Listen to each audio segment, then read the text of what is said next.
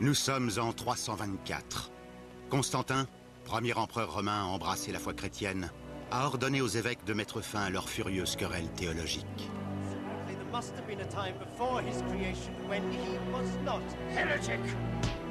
Trois siècles après le passage de Jésus de Nazareth sur notre terre, les disputes font rage sur sa véritable identité. La décision imposée par l'empereur définira le dogme chrétien pour les 18 siècles à venir. Fellow ministers, this is the creed to which we have unanimously declared ourselves signatories. We believe in one God, the Father Almighty, maker of all things visible and invisible, and in one Lord, Jesus Christ, the Son of God, begotten from the Father, light from light, true God from true God, begotten, not made of one substance. Par décret impérial, Jésus-Christ est déclaré unique Fils de Dieu. Tout autre avis est interdit. Ceux qui ne sont pas d'accord sont exterminés. Les manuscrits de la mer morte parlent des fils de Dieu. Ce sont les parfaits, c'est-à-dire ceux qui observent la loi à la lettre. Qu'aurait pensé le Jésus historique s'il avait su qu'on l'appellerait seul et unique Fils de Dieu? Je crois qu'il aurait été horrifié, complètement horrifié. C'est à l'opposé de tout ce qu'il a voulu ou pu représenter dans la Palestine dont nous parlons.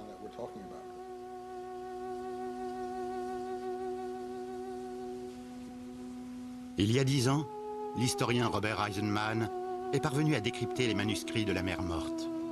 Découverts en 1945 par un berger, ces documents nous proposent une vision unique du monde où Jésus allait naître.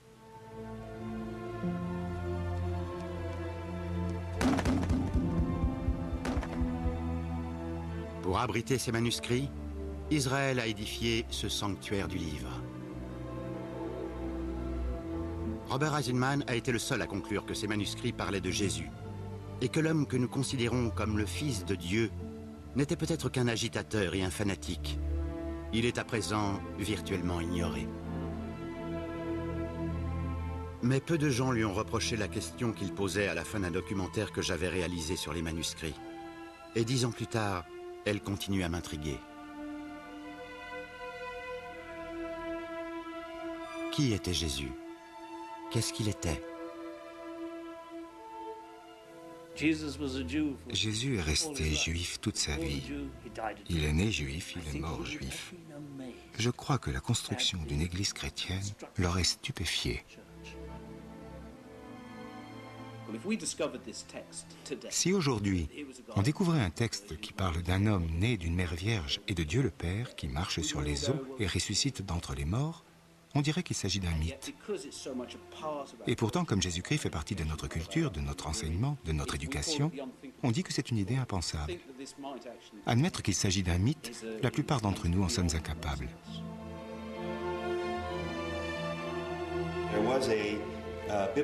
Un grand spécialiste de la Bible, qui était sans doute un chrétien très dévot, a déclaré au début du XXe siècle: nous devrions cesser de croire que le vrai Jésus, celui qui a vécu en Palestine, est une ressemblance quelconque avec le Jésus du Nouveau Testament. Une opinion dérangeante, mais probablement juste.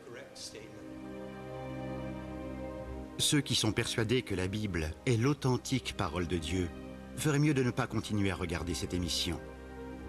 Car ce programme explore la possibilité que la foi soit davantage issue du mythe que des Écritures. Une opinion partagée par de plus en plus d'érudits et confortée par la découverte de documents anciens qui nous éclairent sur les origines du christianisme, sur le monde antique et sur Jésus, Fils de Dieu.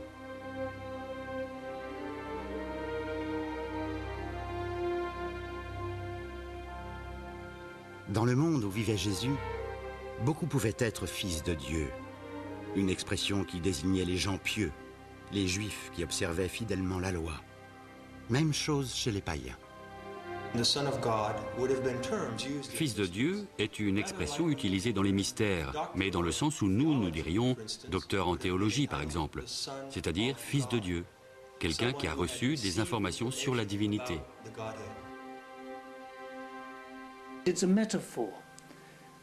C'est une métaphore qui était en usage dans tout le monde romain. une façon d'exprimer une étroite relation entre un homme et Dieu. Et Jésus, en son temps, était loin d'être le seul fils de Dieu.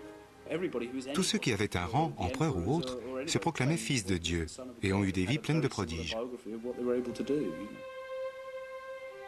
Fils de Dieu n'est pas une expression réservée aux gens pieux et savants. Elle désigne aussi les puissants. Dans l'Égypte ancienne, tous les pharaons étaient fils d'Osiris, fils de Dieu. Prenez Alexandre le Grand. C'est lui qui a réuni les pays méditerranéens pour en faire l'empire grec. Sa mère, initiée au culte de Dionysos, l'a élevé dans l'idée qu'il était né d'une immaculée conception, qu'il était né d'un Dieu. Elle était la Vierge Mère? Absolument. Jules César est fils de Dieu. Il a une ascendance divine. Comme tous les autres empereurs romains le proclameront par la suite. L'idée d'être fils de Dieu est une idée très répandue durant toute l'Antiquité. Jésus lui-même s'est-il jamais proclamé fils de Dieu? Pour autant qu'on le sache, Jésus ne s'est jamais appelé fils de Dieu. À en croire l'évangile de Marc, il parlait de lui-même comme fils de l'homme.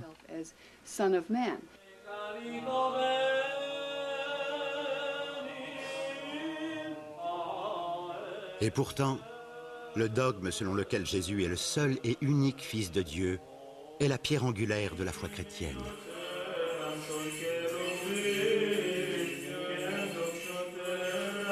Deux millénaires plus tard, le christianisme apparaît comme une rupture radicale avec le passé, avec sa promesse de salut, celle d'une vie après la mort. Mais la résurrection a-t-elle été avec Jésus-Christ une révélation nouvelle pour l'humanité? Pas du tout. L'idée de la résurrection plaisait beaucoup aux Égyptiens qui ont toujours été très préoccupés par la vie du corps, par la vie éternelle du corps. Leurs pyramides et d'autres édifices montrent que la religion égyptienne était un culte de la vie après la mort. Il s'agissait bien sûr d'une vie dans le cosmos après la mort biologique, d'un passage dans l'au-delà. Âgé de près de 90 ans, le Hollandais Gilles Quispel, qui a enseigné à Harvard, est considéré comme l'un des plus éminents experts au monde sur les religions antiques et la pensée des premiers chrétiens. Le défunt comparaît devant le tribunal du jugement dernier.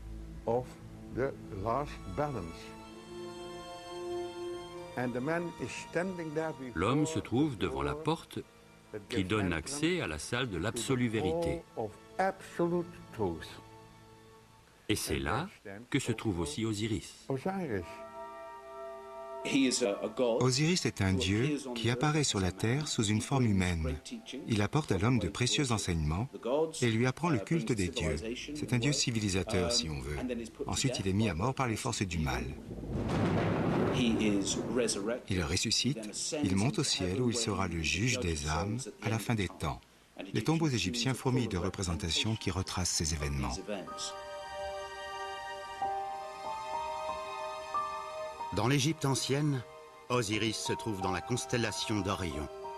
C'est le bon berger des étoiles, ces âmes qui sont dans les cieux.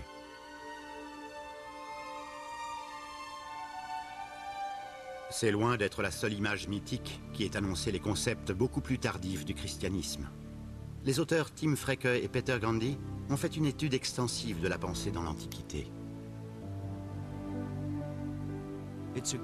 C'est une image choquante. Pourquoi l'avez-vous mise sur la couverture de votre livre? Parce qu'il s'agit d'une preuve qui nous tient beaucoup à cœur. C'est un talisman, une amulette. C'est petit, de la taille de mon pouce.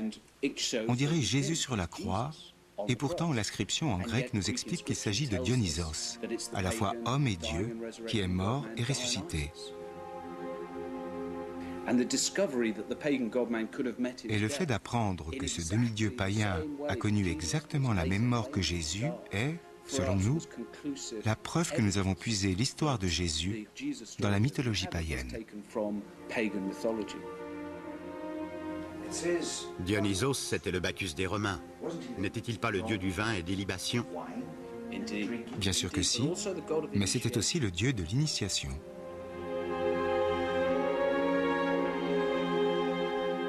Dieu du vin, à l'origine, est dieu mineur.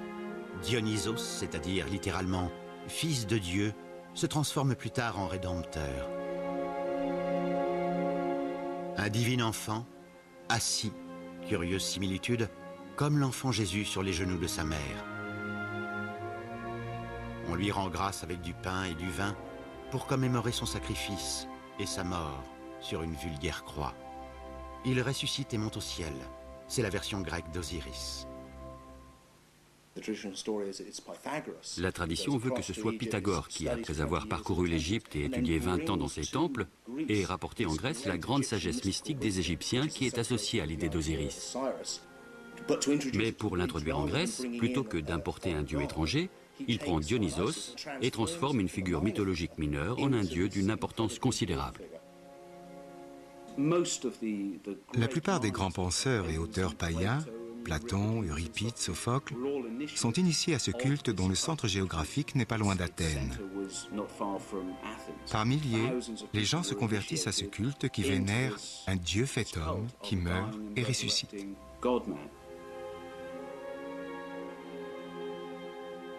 Le christianisme doit-il quelque chose à une culture si ancienne ou à d'autres cultures?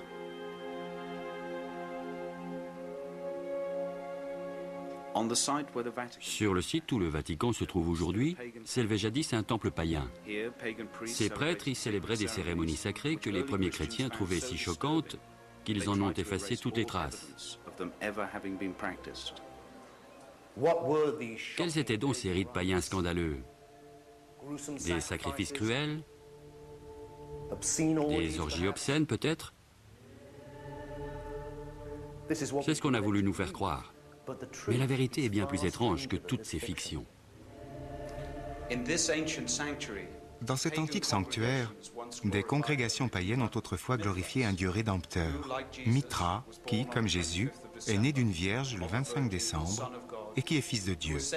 Comme lui, il est monté au ciel, il a promis de revenir à la fin des temps pour juger les vivants et les morts. Ici, des prêtres païens partageaient un repas symbolique composé de pain et de vin en l'honneur de leur rédempteur. Un Dieu rédempteur qui avait averti ses fidèles, « Qui ne boira pas de mon sang ne connaîtra jamais le salut. » Comme Osiris en Égypte, Mithra, un dieu d'origine perse, occupe dans le ciel la place de la constellation d'Orion, face à la constellation du Taureau. Son culte est devenu le premier concurrent du christianisme dans le monde antique. Un célèbre érudit a déclaré que si le christianisme n'avait pas triomphé, le monde entier aurait adoré Mithra. En effet, voilà un Dieu qui est un sauveur divin et qui est à la fois le fils de Dieu et d'une femme mortelle. Il est Dieu incarné. Il apporte la sagesse, une religion nouvelle. Il défie, comme le font tous les grands mystiques, les vieilles autorités. Il fait scandale, il accomplit des miracles. Comme Jésus, il transforme l'eau en vin lors d'un mariage. Il meurt à Pâques et ressuscite au bout de 3 jours. Il monte aux cieux.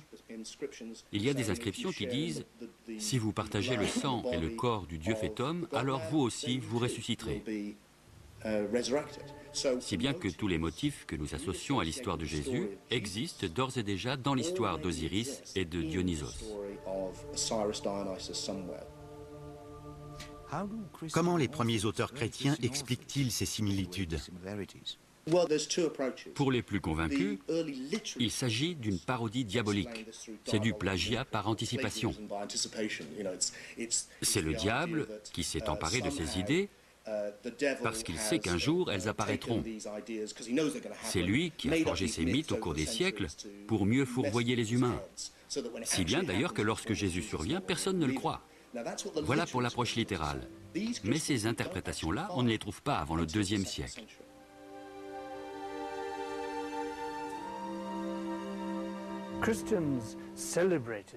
Les chrétiens ont célébré leur victoire en proclamant que le paganisme était décadent, grossier, inintéressant, inférieur. Le christianisme ne pouvait faire autrement que de triompher. Et c'était du domaine du fantasme. En fait, le paganisme était passionnément vivant.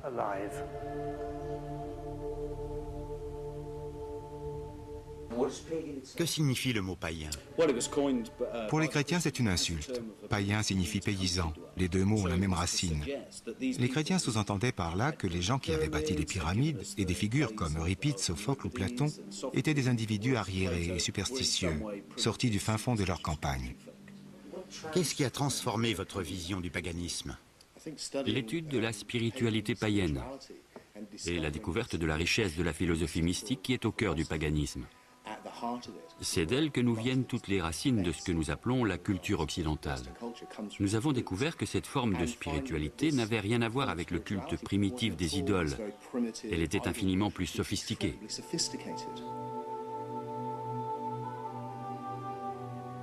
Les catacombes. Elles évoquent les premiers chrétiens.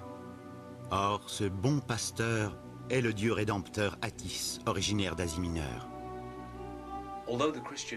Certes, le message chrétien « Aimez vos ennemis » peut sembler révolutionnaire, et il est à l'opposé de la loi du talion, œil pour œil et dent pour dent. Mais on trouve dans la philosophie païenne des principes selon lesquels le vrai sage doit se laisser battre comme un âne et aimer celui qui le frappe. Il doit être le frère et le père de tous les hommes.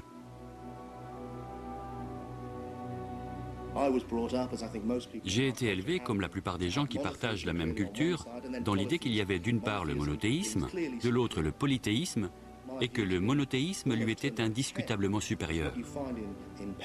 J'ai fait un virage à 180 degrés lorsque j'ai découvert qu'au centre du polythéisme païen figurait cette idée d'unicité. Il y a un Dieu et même une unité qui va au-delà de l'idée même de Dieu. C'est l'être suprême dont on ne peut s'approcher qu'à travers plusieurs visages.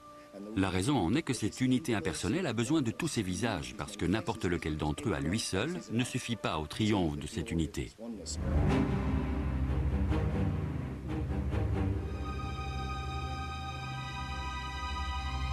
Exemple, l'Inde, pays de milliers de dieux et de déesses. Et pourtant, n'importe quel Indien vous dira que tous ces dieux et ces déesses ne sont que des facettes de l'unité, que tout est un, que tout est divin, infini et incompréhensible à l'homme. L'ennui avec le monothéisme, c'est qu'on finit par se persuader qu'il n'y a plus qu'une voie. On glorifie telle ou telle divinité comme si elle était l'unique Dieu. Dans notre culture, c'est Yahvé ou Jéhovah, le dieu tribal juif, qui est un visage particulier de Dieu, si on veut. La relation particulière d'un peuple au divin, un peuple qui disait « La voilà, la figure de Dieu ». Et c'est une des raisons pour lesquelles le christianisme est devenu une religion autoritaire, alors que le paganisme est ordinairement une forme de spiritualité extrêmement tolérante. Elle permet la diversité parce qu'elle sait que la voie qu'elle s'efforce de vous faire prendre n'a finalement pas de nom, pas de qualité. C'est une connaissance mystique. Par conséquent, le chemin choisi est une affaire de personne. En fait, le débat n'est pas entre polythéisme et monothéisme. C'est un problème qui fausse la perspective. Ce qui compte, c'est la façon dont l'un et l'autre sont compris. Comment les anciens essayaient-ils de comprendre le mystère de la vie? La plupart des témoignages ont été perdus ou détruits. Ce sont les idées qui importaient, celles aussi qu'a exprimé le philosophe grec Platon.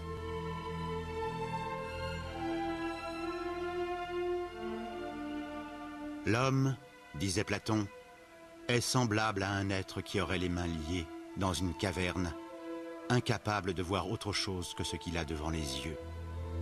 Des formes vagues qui apparaissent sur la paroi, des ombres que la lumière projette depuis le monde réel qui se déroule derrière lui.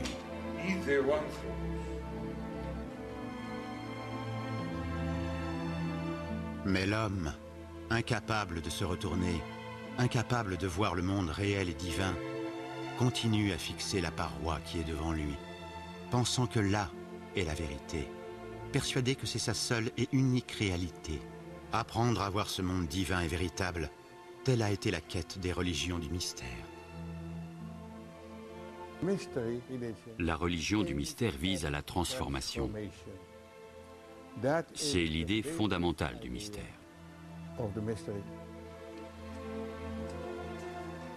Ils cherchaient à se transformer, à voir la vraie réalité, à posséder la vraie connaissance, ce qu'ils appelaient la gnose. Toutes les religions du mystère ont des mystères extérieurs, exotériques, et des mystères intérieurs, ésotériques, des apprentissages mystiques sur la transformation de soi-même. Les mystères extérieurs, eux, n'étant là que pour satisfaire les masses, ce sont des éléments accessibles à tous. Mais d'autres voyaient sous la surface de cette histoire une réalité mystique plus profonde. Pour eux, l'histoire était une allégorie qui parlait non seulement de Dieu, mais au-delà qui parlait d'eux-mêmes. C'était un message profond qui leur apprenait à comprendre le mystère de la vie et à affronter la réalité de la mort. Ce qu'on trouve alors, c'est un spectre entre deux extrêmes, ceux qu'on appelle les littéralistes, d'une part, et les gnostiques ou les mystiques de l'autre. Les gnostiques ou les mystiques, les philosophes païens, s'en prennent à leurs propres littéralistes ou fondamentalistes qui sont persuadés que le culte d'une idole les sauvera. Ils protestent et disent qu'il s'agit là d'une aberration. Nous disons qu'il y a une compréhension essentielle et mystique du miracle et du mystère de la vie, et que ces moyens d'expression sont variés. L'une des façons de l'exprimer, c'est l'allégorie, par le biais de mythes, d'images et d'histoires. Et bien entendu, l'une des histoires clés pour comprendre le christianisme, c'est le mythe du Fils de Dieu. Un mythe qui remonte à l'Égypte ancienne, à Osiris, et qui se prolonge ensuite à travers des figures comme Dionysos en Grèce, Attis, Adonis et Mithra, toutes sortes de figures différentes.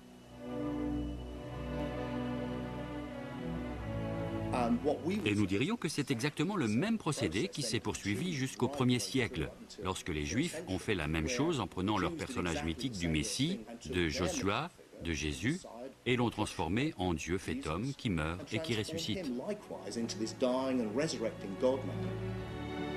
Pour ses compagnons, Jésus de Nazareth était un homme qui enseignait la plus profonde des vérités. Était-il des gnostiques? Des mystiques qui ajustaient sa vie et sa mort dans un cadre gnostique?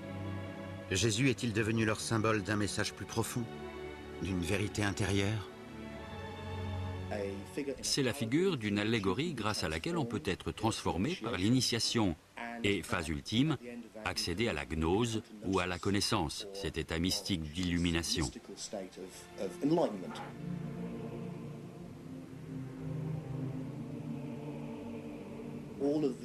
Toutes ces idées mystiques sont monnaie courante dans l'Antiquité. Ce sont des repères intellectuels qui nous sont encore familiers aujourd'hui. Mais pour nous, à 2000 ans de distance, le paganisme et le gnosticisme ayant été combattus, le christianisme et son histoire ayant été seuls autorisés à survivre, on a l'impression que c'est une chose nouvelle qui arrive au monde, que Dieu a vraiment pris forme humaine. Et le christianisme littéral passe pour toute nouvelle et unique révélation. Mais retournez dans le monde antique et remettez tout dans son contexte, vous vous apercevrez que les choses étaient totalement différentes.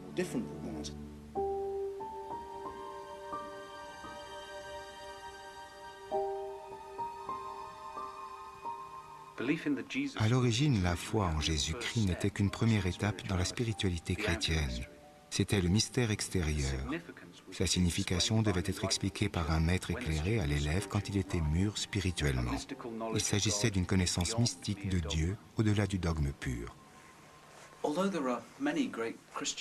Bien qu'il y ait eu beaucoup de grands mystiques au cours des siècles suivants qui ont intuitivement saisi ce niveau supérieur, dans notre culture, nous n'avons gardé que les mystères extérieurs. Il me semble que nous avons gardé la forme, mais que nous avons perdu le sens. 300 ans après la mort de Jésus, l'empereur Constantin convoque l'Église pour établir la doctrine de la foi. Le dogme a fait de Jésus le Fils de Dieu. Est-ce la conclusion d'un processus qui voit la forme usurper la signification? Qu'en est-il du Jésus véritable? Le visage qui va émerger de cette reconstitution sera assez proche de celui qu'avait cet homme de son vivant. Progressivement, on se rapproche de l'apparence qu'il a pu avoir. Récemment, la télévision a fait de lui une reconstitution qui donne une idée du visage d'un habitant d'Israël il y a 2000 ans. Mais que savons-nous vraiment du Jésus historique? Il est à peu près certain que le chef d'une secte qui s'appelait Jésus, a été crucifié par des Romains et par des Juifs. Mais c'est tout ce que nous savons de lui. Le seul auteur contemporain qui ait écrit à son sujet est l'historien Flavius Joseph. Mais il n'en dit que quelques mots qui ont pu être ajoutés par la suite. Le Nouveau Testament décrit Jésus avec plus de détails, mais les évangiles varient et se contredisent. Par exemple, au moment crucial où ses disciples entendent dire que leur maître est ressuscité, Marc fait état d'un homme vêtu de blanc qu'il annonce à 3 femmes.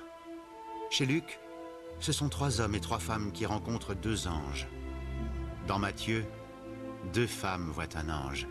Et selon Jean, Marie-Madeleine, seule, voit 2 anges. Il n'y a pas consensus, même à l'intérieur du Nouveau Testament, sur la forme qu'a pris la résurrection. À la fin du IIe siècle, certains prétendaient qu'il fallait croire non seulement que Jésus était vivant d'une certaine façon, mais que son corps physique, son enveloppe corporelle, était ressuscité. Cette conviction s'est ensuite enracinée dans la foi, mais ce n'était pas le cas des tout premiers chrétiens. Il est très difficile de parler du Jésus historique, mais les évangiles n'ont pas été écrits pour cela. Ce ne sont pas des ouvrages historiques. Ils sont rédigés sous forme biographique, mais leur but n'est pas de décrire le Jésus historique. Il est de nous faire partager leur conviction que cet homme était le Messie de Dieu et de nous en persuader par tous les moyens possibles. Ce sont des ouvrages d'enseignement religieux, pas des récits historiques.